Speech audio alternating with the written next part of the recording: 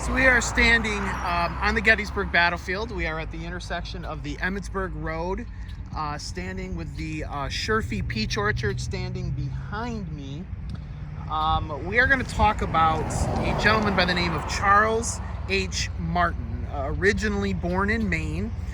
He enlisted in the 3rd Maine Regiment. We are standing behind the monument to the 3rd Maine, standing here at this intersection, looking across the Emmitsburg Road over to the Pitzer Woods, which will be located down in that direction, Warfield Ridge, and then further up down we have Seminary Ridge, which would have been the Confederate position on July the 2nd.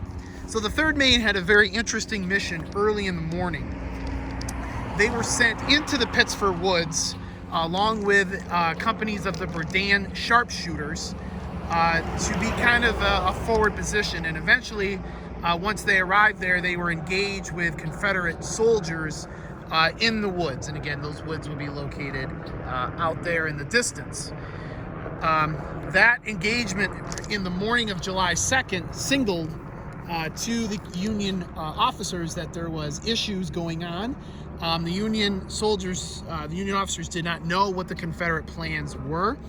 That mission by Berdans and the 3rd Maine inspired General Dan Sickles and his 3rd Corps to move out to this position in what is called now the Peach Orchard, back that direction to the Wheat Field, Devil's Den, and Little Round Top.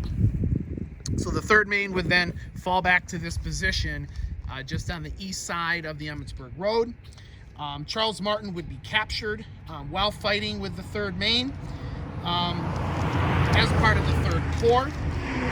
He would be released from prison and promptly re-enlisted in the 16th Maine at the end of July under the name of Charles Davis, which is what he would be known as when he would move after the war to Alpena.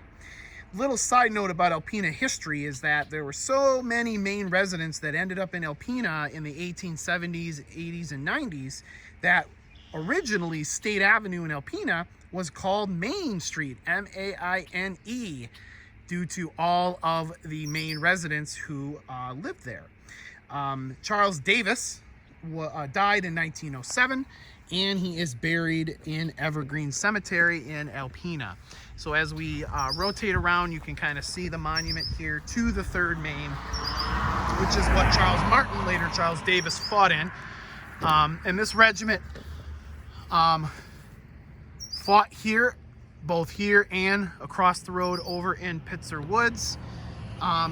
Fell back to this position and would be here both on July 2nd and on July 3rd. So a little story about another Maine resident who found their way to Alpena, who is currently buried in Alpena.